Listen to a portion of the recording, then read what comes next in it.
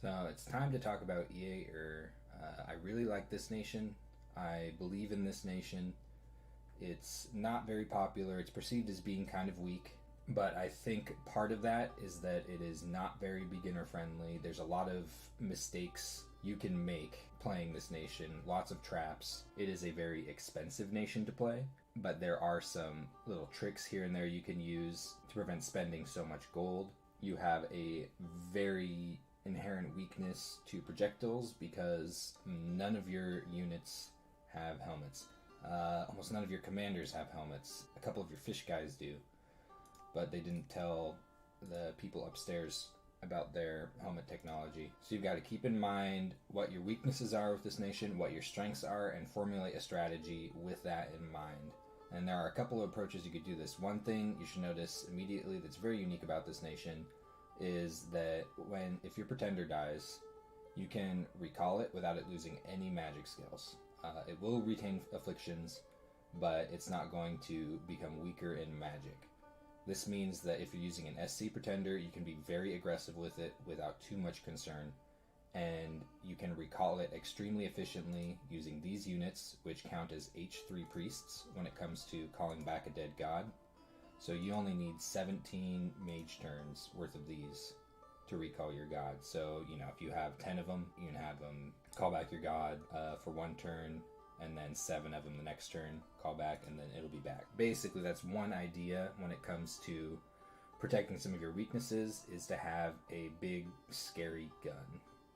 A big, nasty SC that keeps people off of your back. It's definitely a completely viable strategy. It's not the one I prefer. The one I prefer basically recognizes that your stuff is super expensive and that you should try to get a really good economy to support that and rely on some tricks when it comes to the potential for early aggression from other players. Hammer out your territory. You can expand just fine without an Awake SC, actually fairly efficiently. Try to be friendly with your neighbors, avoid early conflicts, ramp up your research extremely efficiently with Dwarven Hammers and Owl Quills, just skyrocket right up in research. And then around the mid-game, with your research going extremely well in good scales with a good economy, lash out and eat somebody. And there are a couple other ways you could hypothetically approach playing this nation. I'll mention briefly. Major Bless is, I think, viable. I've never really messed with it just because I think this nation so desperately needs scales that I wouldn't want to consider anything other than having either a decent SC to use defensively or good scales to go for a turtling strategy where you ramp up into research and then use your incredibly awesome mages paired with a good economy to burst out and consume somebody who's weak. And I'll mostly talk from the perspective of a scales strategy in this video. It's the one that I've found, at least personally, to be the most effective, though I'm kind of retarded, so take that with a grain of salt. I'll talk about the units that I prefer to use. There's a lot of units and commanders in this nation. I'm not going to go through all of them in detail. I'll just show you kind of the ones that I think you should pay attention to. So down here, you've got your fort units. These two are cap only and sacred. And then over here, you've got units. These are what you can recruit outside of forts, and these are what you can recruit in swamps, and these are what you can recruit underwater. And I'll talk about the underwater thing later. When it comes to expansion, you're mostly going to be focusing on these two units depending on what you're doing. If you have a good bless, which I usually don't take a melee-oriented bless, I usually take a mage-oriented bless, but if you do have a good bless that helps these out well, you could definitely expand with small groups of these. You may even want to consider recruiting them anyway because they are, in a sense, your best unit. And they are a little more expensive than your Urgard. Actually, kind of, they're decent, they're quite a bit more expensive, but they do have slightly lower upkeep. something to consider, and their stats are better across the board. You've also got these that give morale boosts to your units. They are a little pricey, but of course you should shuffle these into your armies just for that extra little bit of morale from the standard bonus. This is something that I personally do not mess with just because of how expensive it is. If you really are approaching this as a Blessed Nation, and there's a summon that's involved in that I'll talk about later, absolutely recruit these. They do have fear, which is really cool. I don't really use these just because they're so expensive. This is a lot of upkeep for a unit. You need to be careful with its combat speed, because if you're mixing these into your armies of giants, it's going to run ahead and become exposed. Though with a Bless approach, you will have trouble affording very many of these. When it comes to your non-fort stuff, sometimes while expanding, I'll recruit some of these, depending on what's going on, just to slightly flesh out my expansion armies that have maybe taken some attrition. These are actually a pretty decent archer. They are a little costly, which is fairly standard for everything in this nation, but they have a really hard-hitting longbow. And you should definitely try to find a province, because it's going to be recruited in a non-fort province. Definitely try to find a province where you can efficiently recruit these, and keep that in mind, because you very well might need these depending on the situation. Any kind of low prot, high damage units that you might be faced with, these are a really good response to that. And you do have easy access to Wind Guide, which is something to keep in mind. These here are your swamp units. Basically, with this nation, you absolutely need to prioritize finding a swamp province, and I'll talk about that in more detail later. This one's kind of expensive, but its berserk value is better than the hunter, and both of them are stealthy. So if you want, you can use these for raiding, and I'll show you kind of some tactics. There's several ways you can approach raiding with this nation, and I'll kind of demonstrate some tactics later on. As for commanders, this scout is super dope. You can recruit this absolutely in any province, which is really nice. Basically, you have no excuse to not have good intelligence on your neighbors. This is a really important commander for you. This is part of what helps with your gold problems in a couple of ways. For one thing, it is a very cheap commander of units. It does have a negative inspirational value, but your units that you're using, at least for expansion, already have decent morale, and you do have a way to basically cancel out that negative morale bonus. It does have leadership 80, so you might be thinking that you can do formations with it. You can't. I think what the problem is basically this negative inspirational bonuses. I think this interacts with leadership and basically kind of brings it down in a sense, so that you can't do formations with this commander. But I think that this is absolutely the way to go when it comes to commanding your expansion armies in this nation, because not only is it really cheap and saves you gold in that regard, but it also has this defense organizer skill. So as you move around with it, even as you move onto a province that you just taken, it's already going to put 1 point of defense into that province. When you're marching these around your territory in expansion and beyond, every single turn these are on a province, they're going to increase the PD by 1 point, up to 19. You're going to want a lot of these for that reason, just to move around. You don't have to spend a lot of gold on PD for this nation, and you're going to get a lot of PD, more than just about anyone else in the game, and that's going to make you annoying to raid. I'm not really impressed with this commander at all, for a couple reasons.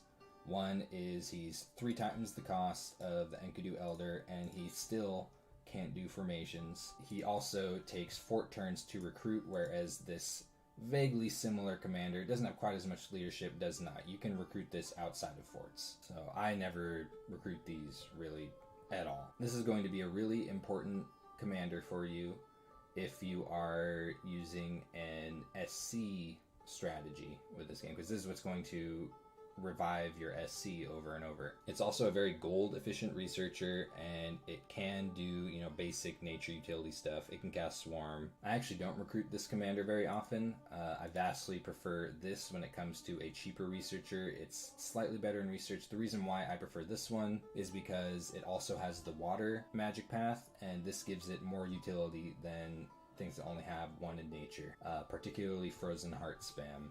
which is really good anti-elite, anti-thug tactic, opens up with these mages. This is probably my favorite mage in the nation. I absolutely love this mage. It comes in either 2 air or 2 earth. Solid paths for all kinds of stuff. The earth ones are really good at supporting your armies with buffs. The air ones also have a couple buffs they can cast, but they're also Thunderstrike mages, especially when you can get Ugalus online and start casting Storm. What's also really nice about these mages is even though they have kind of low morale, you can thug with them. The air ones are a little bit better at thugging than the earth ones, but you give these guys a standard thug kit and they can go. It's really unfortunate that you don't have access to fire in this nation easily. Being able to make fire armor for these guys would make them a lot stronger, and it's not like you really have much to spend fire gems on anyway. If you were able to break into fire a little bit, it would be a heavy consideration to get morale boosting fire armor for these if you're going to use them to thug. But yeah, the air 2 ones can magic phase attack with Cloud Trapeze, which is something to keep in mind if you're using them to counter thug. So I don't recruit usually a lot of these, usually just a couple to site search in water. If you are going with a cold Dominion strategy with which is something that is viable because you do have pretty good access in the water, this is a mage you'd probably want to pay a lot more attention to, because there are some things you can do with Water 2 mages in the cold. And definitely keep these in mind if you're going to war with someone who's in a cold province that doesn't have a lot of cold resistance. That's when you're going to start looking at this Water 2 mage as being something viable to use in combat. These are your 2 powerful cap-only mages. I do not recruit a lot of these because they're really expensive, and even though they are sacred, they do have high upkeep. You are, of course, going to want some for the H3.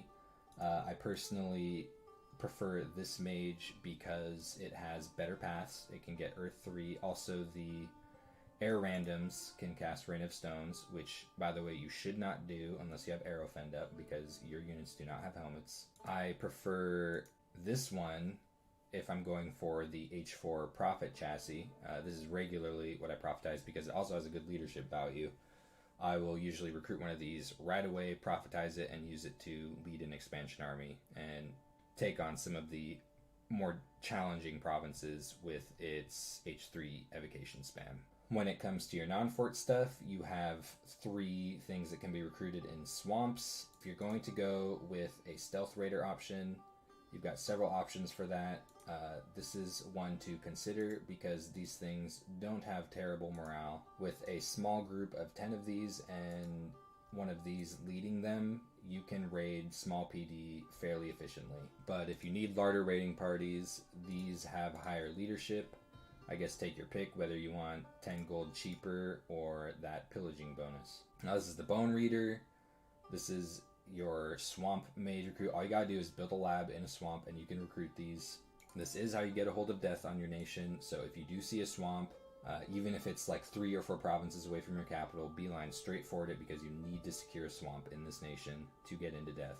The earth randoms are kind of like worse versions of your Gudus, but they're still useful. The death randoms are D2 mages. Everyone loves D2 mages. There's a lot you could do with that. And the water ones are a disappointment. And this right here, which can be recruited in all non-fort provinces that have a lab in it, is probably your most powerful mage. This thing is extremely important to you. It is really expensive. It has ridiculously high upkeep. So you are going to have to be careful with these until you have Alteration 6 and can transform them, which you should be doing fairly efficiently if you set yourself up correctly to do so. They only cost 2 recruitment points despite how good they are, which means you can actually mass quite a few of these if you have a really high nature gem economy to transform them.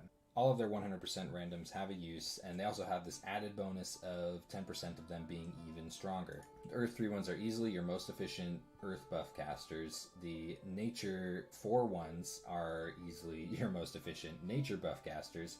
All of them can cast Strength of Gaia and improve their nature magic in battle. The water randoms can cast foul vapors, and something to keep in mind with this nation is that when you cast things like Earthquake, or foul vapors, or rain of stones, you are a giant nation. You have a lot of times more than twice as many hit points as human-sized nations. A lot of these kind of battlefield-wide HP reduction spells are going to hurt your opponent a lot more than they're going to hurt you. You do got to be careful with that strategy, but it is something to keep in mind. Even better when you can get Serpent's Blessing up, which these can also cast. You are going to need to recruit a Nature 4 one of these as soon as possible to build a Thistle Mace and cast Mother Oak, which is extremely important for your nation. You do need to get you do need to race to Alteration 5 and get Mother Oak up as soon as possible. And now we're going to talk about the fish. I know what you're thinking. Don't do it, man. Don't do it. This is an LA Joman. These aren't Ryujins. Basically, if you're thinking about building an underwater fort on this nation, I mean, you should consider that you're basically tying a briefcase full of money to a rock and throwing it in a lake. You're gonna have to spend, like, in the best case scenario, like 1,500 gold to get a 1 astral mage to break you barely into astral, and you're still gonna have to give it some kind of air breathing amulet to sight search with it. I mean, you're spending an enormous amount, and that's presuming that you get it on your first attempt. It only has a 25% chance of getting astral. Same with this mage, only a 25% chance of getting astral. So this is a really, really expensive way to break into astral. Now, if you're in a game where there's a big lake and there aren't any water nations, that's a completely different story. You could actually hold on to the water using these mages. These are powerful water mages. If you can get a foothold in water, you've got decent units for holding on to that water compared to other terrestrial nations, and that can actually make you extremely powerful. So if there's no one in the lake, there's nothing stinky in the lake, yeah, sure, dive in, but otherwise you just kind of gotta accept that all you really be getting out of this is the potential for a little bit of astral, and that's extremely expensive. When it comes to pretender design, something that's really cool that happened with the recent update is that this got a lot of the new pretenders that Naba gets, and this is actually a huge buff for because you do get strictly better options than what you had before for certain strategies. If you're going to be going with an SC strategy, I'm not going to go. There's a million ways you can take this. I'm not going to go super deep into that. I'm going to point out a few that I think are worth considering.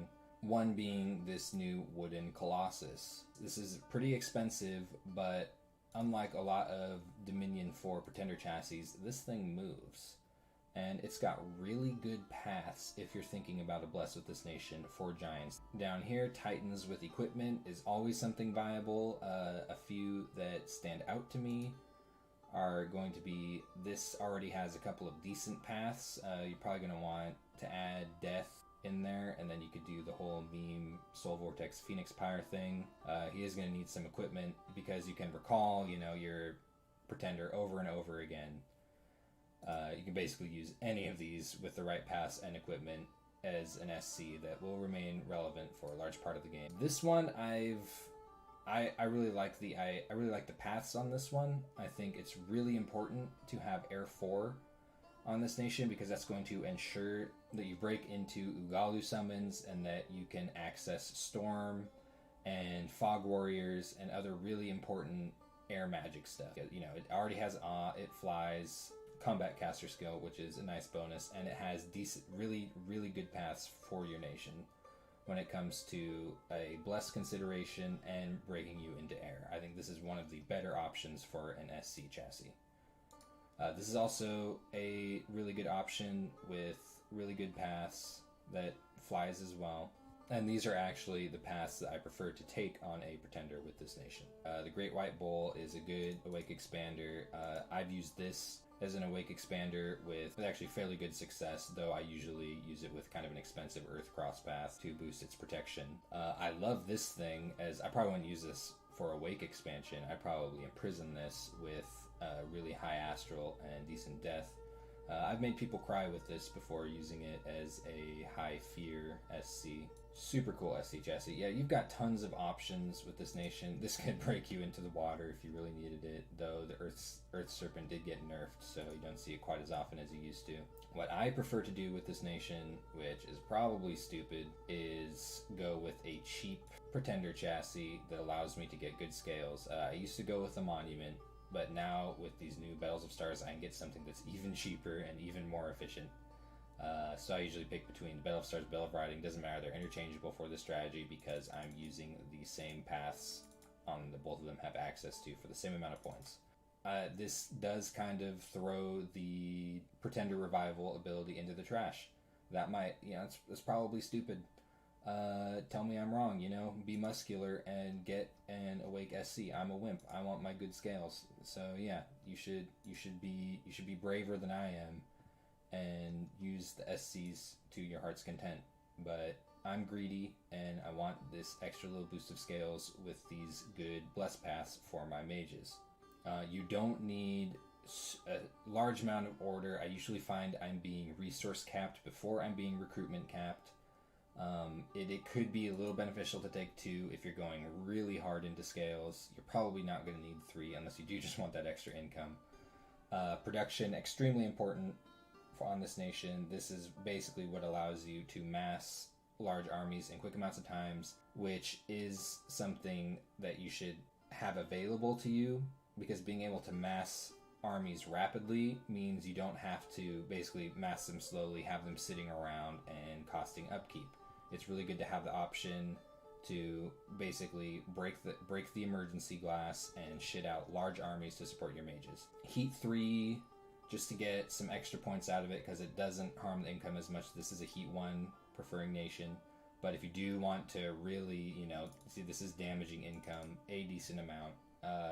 Another thing to consider with is that you do have strong access to water, and you can play this as a cold nation and use the fact that your giants have more HP than most human units to your advantage with cold nation strategies. Growth 3, obvious income pick for any nation that's looking to lean into scales. Luck 3, this usually is something that you can consider to dispose. I mean, you're probably going to have to dispose of this if you're going with a SC, with some kind of Awake SC chassis or Powerful Bless. I think Luck 3 is extremely important on this nation. For one thing, it's going to help boost your gem economy and your gold economy, and it's also going to make it so that you can efficiently transform your nature, basically any nature mage, even with a Thistle Mace, you can transform any nature mage to help cut down upkeep. And Luck 3 helps significantly cut down on attrition rates through transformation. Magic 3, once again, I think this is extremely important on this nation because you do need to research rapidly to basically be able to grow in the mid game and beyond. You need to research faster than hopefully any other nation. And another thing to consider with Luck 3 and Magic 3 and a lot of these good positive scales is there's a lot of events that you get that will significantly improve your infrastructure, which is super expensive. You will get free labs, you will get free temples, occasionally you'll get free forts. And that's really important for you. It's obviously not something you can rely on with consistency, but having that Luck 3 helps a ton on this nation. I think more than almost any other nation. This is a nation that I really strongly recommend taking Luck 3 on. When it comes to a bless, I do prefer a mage-oriented bless on this nation. You can do major and minor shock resistance. There's a trick you can do using Wrathful Skies once you get up into Ugalus. Basically, you can just spam the battlefield with electricity and hit everything. I like precision just because it helps with a lot of the spells that your nation can cast. Likewise, there's some subjectivity here. You can do Farcaster, you can do Arcane Finesse, you can do magic weapons. Keep in mind, if you are going with a major bless, that your Summon Sacred already has magic weapons. I kind of prefer magic resistance just to help my mages be a little sturdier. So this is my wussy scales SC in the trash tactic. Yeah, I've been successful with it, but if you really want to take advantage of the ability to revive pretenders on this nation, yeah, be muscular and do it. So these are the summons that your nation has access to, and I'll briefly discuss kind of what I think about them. Basically, if you are going with a Major Bless strategy, which I do not recommend, but, prove me wrong, this is your summon sacred unit. They're a little bit pricey at 3 Earth Gems each, which is another reason why I don't like them that much, but they do have pretty high hit points, acceptable stats, pretty high morale, and then they have 2 attacks, including a magic weapon attack.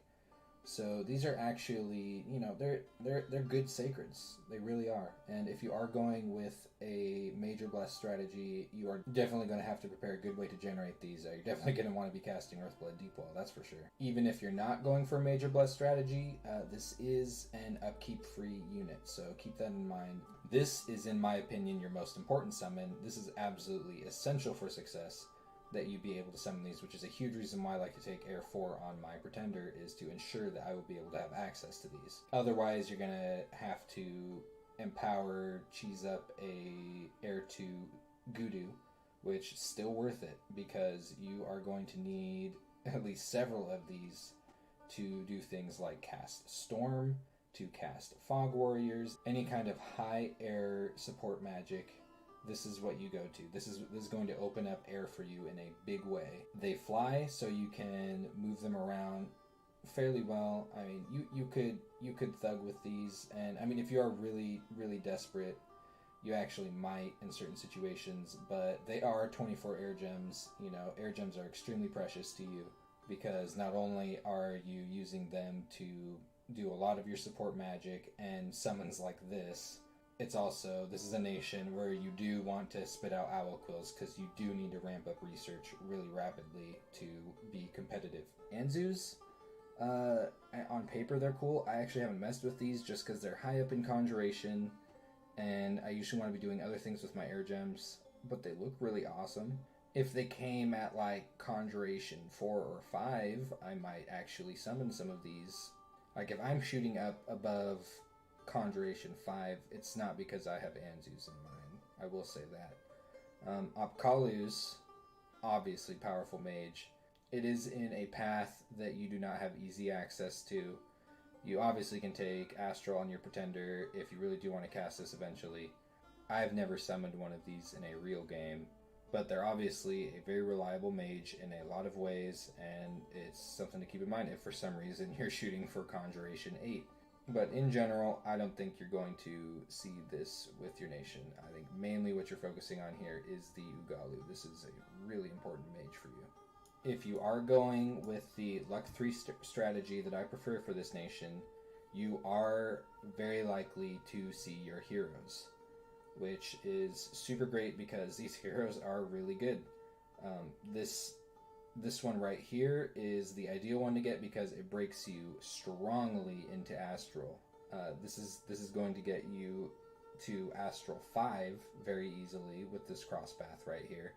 You give this Earth boost, which you can easily forge, obviously, and now this is comfortably creating crystal items. So this is a really nice hero to get. Sometimes I don't get it. It's a huge bummer. Sometimes I've gotten this literally on turn 2 before. This thing's cool. I mean, it's immortal. I haven't played around with that immortality.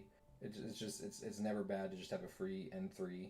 And then this, presuming you can get a hold of it, is not only going to help boost your research, but it's also the most powerful water mage you're going to easily be able to get a hold of.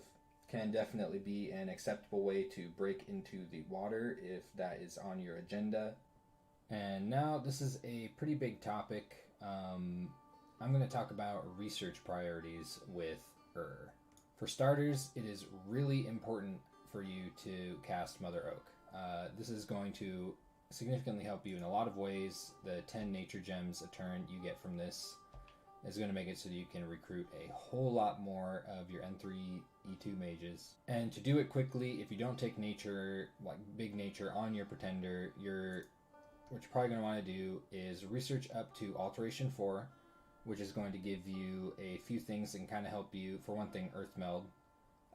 If you are getting rushed by Elite Sacreds, you can have your E2 Gudus start spamming this, and this is going to help your units trade well with an Elite Sacred Rush and make you a lot more annoying to take in the early game. And, Alteration does give you a lot of options that a lot of your mages can cast, sometimes, kind of expensively. If you are if you're on the back foot, your units do hit hard enough that a lot of these supportive type alteration spells, you do have Swarm at Alt 4, a lot of these alteration spells can give you the upper hand if you're getting rushed. But once you hit Alteration 4, you might want to go up to Alteration 5 if you're really desperate to get Maws of the Earth and Wooden Warriors. If you're in a little bit of a safer position, you're going to want to instead go up Construction first to get to Construction 4 so that you can make your Thistle Mace and use that to, once you hit Alteration 5, to cast Mother Oak. On the way on Construction, if you're worried about another player maybe casting Mother Oak and you do get a decent early air economy, definitely side search with your air Gudus as soon as possible, because you need every single air gem you can get with this nation. Air gems are extremely important to you. But once you get to Construction 4, you're in a really good spot. You can make Owl Quills, you can make Skull Mentors. That's a huge deal. You need to spike up and research fast to give tools to all of your awesome mages and make you scary. Another thing that's nice along the way on Construction is Legions of Steel, which is just a small, easy to cast for you protection buff. And other things you do want to keep on the forefront of your mind in the Construction path are Dwarven Hammers.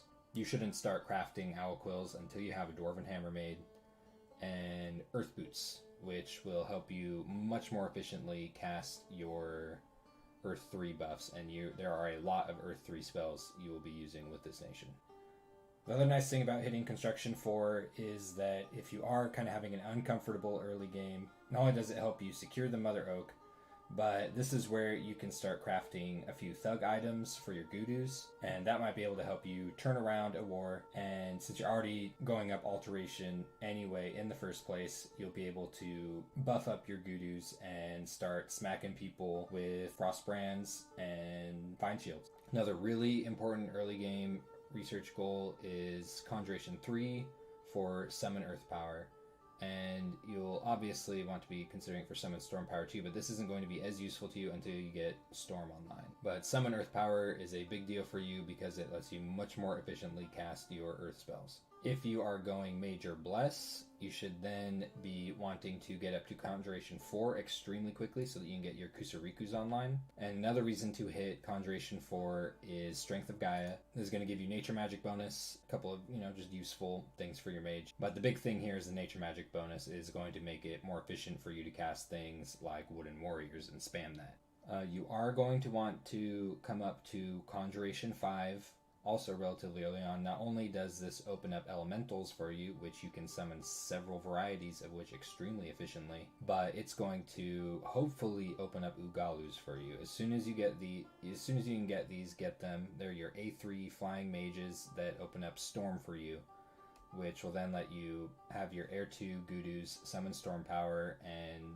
pretty much what goes from there. Thunderstrike, Thunderstrike, Thunderstrike, Thunderstrike. Really important research goal. You're probably going to want to hit this before you hit Evocation 5. In some situations, you might want to hit Evocation 4 first. If Lightning Bolt and Thunderstrike spam is something that's going to help you out a lot in an early war, yeah, maybe get Evo 4 first, but this is what you're going to want before you start looking at Evocation 5 in most instances. You also get Howl at Conjuration 5, which is a big deal. Basically, a bunch of wolves start coming in from the edge of the battle, and they harass your opponent. Once you do have Ugalus online, you definitely want to go straight to Storm, because that's a really powerful mid-game strategy for you, is to have Storm up and Thunderstrike spam. This could be, at this point, you might be strong enough to win a war with a neighbor and expand your territory a little bit. You're also going to get Earthquake. This is a very good anti-chaff spell. If you do want to put your water mages to work, this is definitely something you can do. And Poison Cloud, once again, this is one of those things where you get, it's kind of low range, so you got to be a little careful with it. But if you do get it into your opponent's units and your units are also kind of running through it, your opponent's units are going to have less HP than you. They'll be a little less affected by it. Enchantment is a pretty important path for you. Already at 3, you're going to get Strength of Giants. This is going to make your Giants stronger. They already have the Strength of Giants, and now they're like double Strength of Giants. This is also going to increase the damage on your archers, so something to keep in mind if you're using your archers a lot. Raised Skeletons is also okay. Cloud Trapeze is an important spell for you at Air 2 because this is what lets you intercept thugs, and it can also help you raid with your Gudus. I'll demonstrate that a little bit later. And then the pivotal enchantment 5 is where you get Horde of Skeletons, the thing that everyone knows when it comes to Death 2 Nations, and Foul Vapors, which once again, it's kind of the same concept as Earthquake.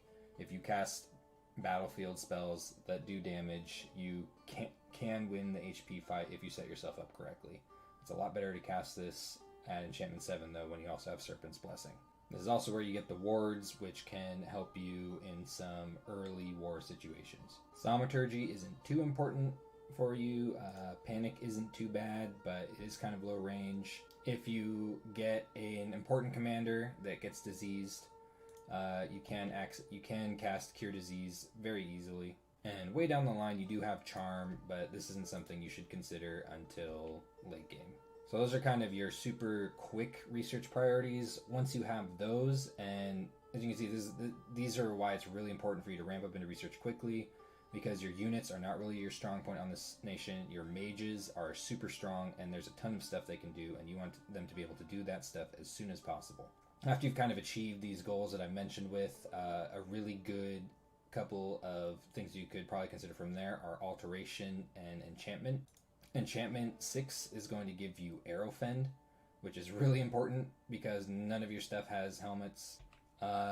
You will get Grip of Winter, and this is because I've mentioned a few times now that there are these spells that your water mages can cast that are pretty good if you do happen to go Cold 3 or if you're invading Cold 3. This is one of those spells.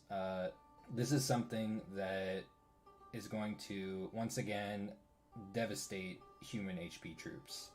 A lot more than it's going to devastate your giants. And Rigor Mortis is another thing to consider in this vein, because you have, if you give one of your Death 2 Bone Readers a Skull Staff, they can cast this by using some extra Death Gems.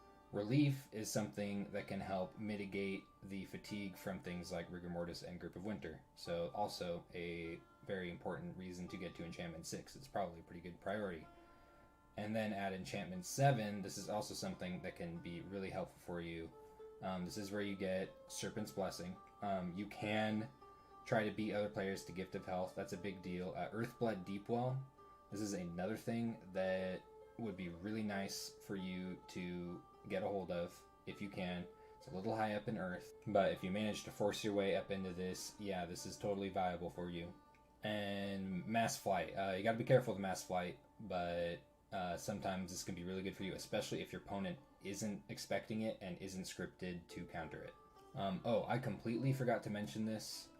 Alteration 6 is an extremely important thing for you to hit, actually relatively early, because this is what's going to allow you to efficiently mass your Nature 3 Earth 2 mages, the shamans that you get off of your forts, because it allows you to cast this spell, which transforms them into an animal if you're lucky. You should take luck 3 for this reason. It's actually fairly consistent. You don't screw this up that much. I've got a demonstration of it at the end of the video, and I'll kind of show you kind of what the odds are, and it's very worth doing. And this is one of the main reasons that you want to get Mother Oak up, is because it allows you to save upkeep on your Nature 3 mages, and sometimes they actually get stronger with this. So it's also a way to, I've gotten Earth 4 mages doing this. So this is also a good way to climb up into higher paths of magic.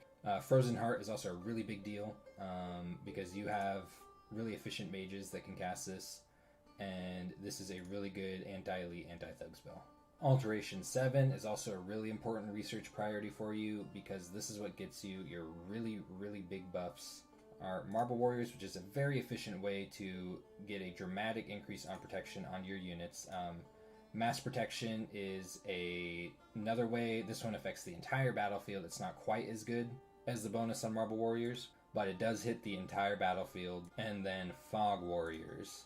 This is basically going to give all of your units mistform, which is a huge deal. And if you're combining these strategies, it's going to make you really obnoxious. It's actually going to make your crappy units into something that's pretty strong, and they still hit harder. So in matchups with human units, even if they have similar buffs going on, you're going to be hitting harder than those units most of the time. Here's the starting army supplemented with about 5 Guard, taking on 40 standard PD.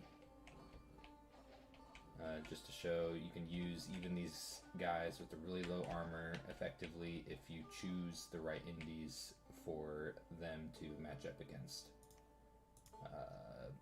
I've taken no losses on the first 2 provinces that I've taken with this starting army. It's always good to find a decent province for longbowmen that can help with some of the more difficult indies.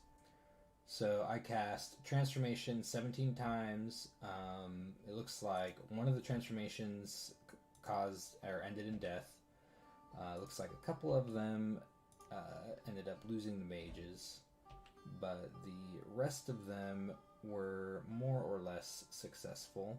I think this one even gained a path in nature. I don't think it was nature 5 before this. And I'm guessing this one likely gained a path in earth. Maybe I should have paid a little bit closer attention. Oh yeah, this one almost certainly didn't have these paths beforehand. So it looks like there has been some path increases in this. So yeah, you can get some pretty cool stuff out of this. I guess it's up to you whether or not you want to risk it on certain mages, but ultimately this is a huge upkeep saving measure. I've drastically reduced my upkeep by doing this. That you can do, I mean, with any Nature 2 mage in the game. It's just that this nation particularly wants something like this because you have really good Nature mages that have really expensive upkeep. This is an example of what can go wrong, other than death, when it comes to transformation, is these things. And now I'm going to talk about raiding. So with the Earth randoms, you're going to want to have them cast Summon Earth Power, then typical Iron Skin and Temper Flesh. If you're worried about running into shock damage, you might want to use Stone Skin instead. Otherwise, yeah, use Iron Skin.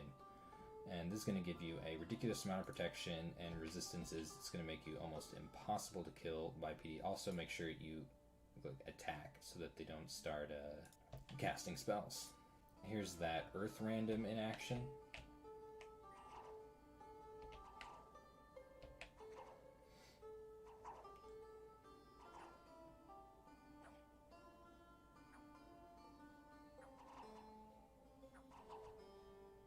Yeah, he's having absolutely no trouble with this.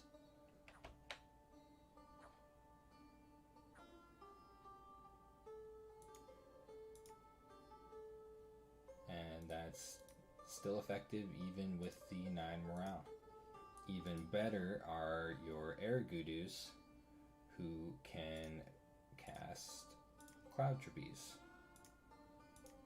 So this is a good way to interrupt, say, someone who's raiding you, because it's going to magic phase attack them, and basically if they're trying to move away, that magic phase attack, unless they stealth out is a way to get out of this, and that's why it's nice to have your own stealthy raiders, which I'll talk about in a second.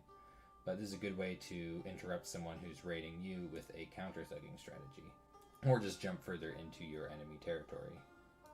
As for how to script the air ones, I like to cast Air Shield right away just to protect from any long-range projectiles that might be coming in. Then Mist Form, and then Flight. And then attack rear. And against PD and some small armies even, you're going to come back and wipe out unsuspecting armies, that is. You're going to come back and wipe out the commander and cause a rout.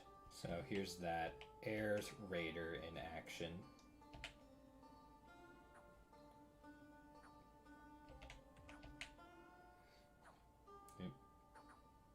Pretty effective even against Barbarian PD. And here's a strategy using an Earth random Bone Reader along with leading 10 Reavers. You want to set these on hold and attack, and basically what you want to do is you want to have this buff up your Reavers using some of your Earth 3 spells, such as Legions of Steel. I've been kind of lazy with this test game and haven't researched a bunch of them, so instead of that, I'm just kind of going to let him do what he wants to do after that, which I guess is summon little Earth Elementals. But yeah, these things are pretty scary, and with a few buffs, they can take out small amounts of PD without attrition. So here's a Death 2 Bone Reader strategy. This one's pretty efficient. There's just 10 of these Reavers sitting in front of him on hold and attack. And you probably guessed what he's going to do here. Yep, he's going to cast Skeletons. And these are going to get out in front of the Reavers, tie up the enemy units a little bit, and keep a little bit of the damage off of them while they come through and chop up the PD. That's a lossless fight against 6 PD. And then once I'm done doing that, I can just go right into stealth, so that if Arcoscephalae wanted to maybe intercept this with a magic phase attack, they would not be able to. Just as an example of how beneficial luck scales can be, I've gotten a free fort and a free lab on this province within the first 15 turns on this game. So just to quickly kind of sum up, at least my approach to this nation is take good scales. Don't be too aggressive in your start because you are kind of weak in the early game. Ramp up into research extremely quickly. You have so many good mages. Make them scary. Make sure you have enough scales to get a ton of them.